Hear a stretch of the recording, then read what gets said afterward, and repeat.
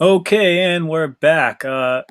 So now we're going to go through the end of the sports chapter 2, covering the last bit, 2.7 through 2.9 of the activities, as well as just briefly talk about the chapter challenge, the sportcast. Um, so I kind of got cut off here, but I just wanted to mention they're going to be using the term velocity a lot, and this hasn't really been introduced yet. So just again, we're out of order here. So usually chapter 1 sports, they would introduce the term velocity. I talked about this in one of the other videos when they introduced acceleration. And students miss that because we're doing chapter 2 before chapter 1. So just something to be aware of. You may have to teach what velocity is. Basically, have them think about it as the same thing as speed, how fast something's going, but with the direction. In this ninth grade curriculum, they don't make a huge deal about the difference there, but just something to talk about so they know what that term means. Okay, let's move on. 2.7, concentrating on collisions. This is their momentum introduction. Okay, so here I go.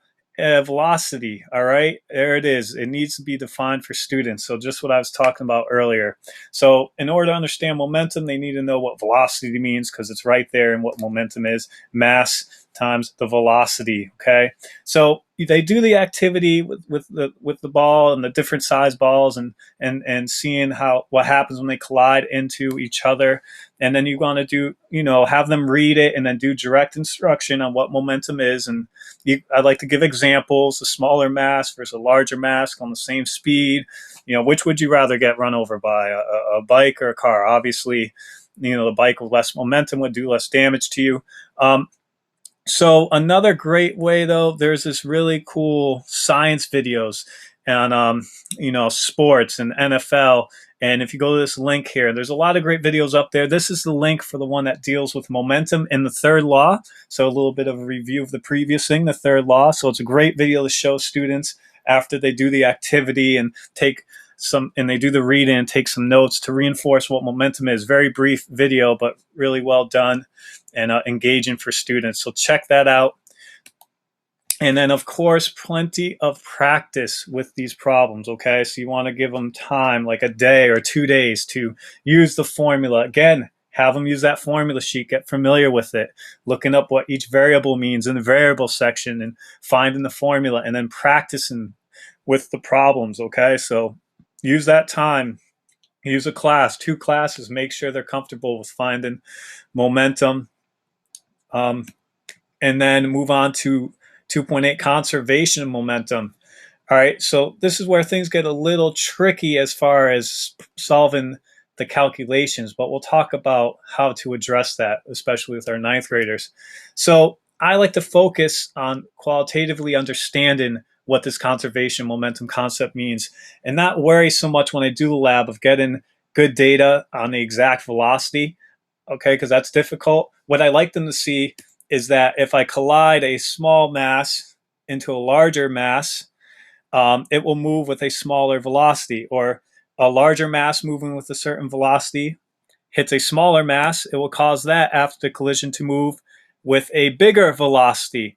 These have to somehow equal out. The before and after should be the same. The momentum must be conserved. So I like to address that qualitatively, give them that understanding that somehow this momentum must be the same before and after the collision. So if a really big thing hits a really small thing, that small thing is going to have to move very quickly. And you could even show the famous basketball with the tennis ball on top of it. And when you drop it, the tennis ball flies off. And why is that? Well, the momentum is transferred, and that's a much smaller mass. So it has to move with a much larger velocity in order for the momentum to be the same before and after. And there's some really great kart demos, videos actually, of a frictionless or near frictionless track at a university. So go to this web link down here, show those videos to your students, talk about it, and relate it to this concept of momentum being conserved. Okay. And then, there's some conservation momentum problems towards the end of the chapter. And students can struggle with these if they're not that good with algebra. So don't take a whole lot of time trying to get every student to master this. because they may get 1 or 2 in a test somewhere in the MCAS, but not a whole lot. It's better for them to understand qualitatively what this is all about and not to get frustrated trying to solve these problems. They do need to know this formula very well and be able to solve simple momentum problems. So I encounter that a lot more in 9th grade.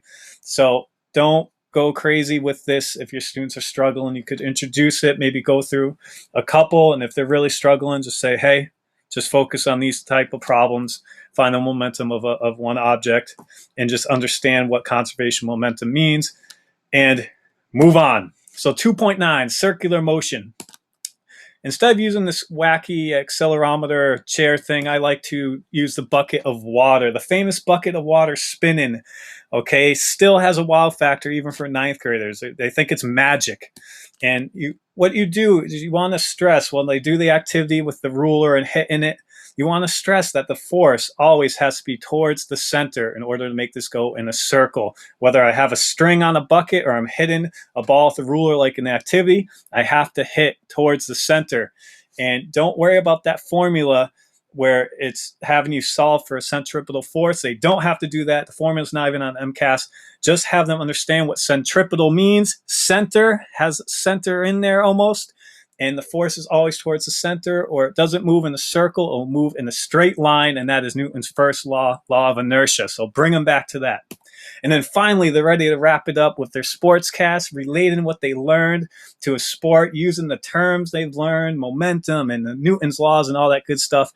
And of course, I always follow up with a review, Jeopardy, or whatever you prefer, to review the concepts, and then a traditional assessment because, hey, they do need to take the MCAS, so they got to get used to taking those type of assessments. So I pull off questions from previous MCAS, the links on the Weebly, I talked about that in my previous videos, and have them take a traditional assessment as well until we finally eradicate all these crazy standardized tests. But for now, have them do their chapter challenge, part of their grade at the end of this unit, as well a traditional quiz or test where they'll experience a lot of the problems they had to solve for and using those formulas and relating those formulas to questions. And you'll find a lot of good questions to base off of on the previous MCAS available on the DOE site, linked on the Weebly.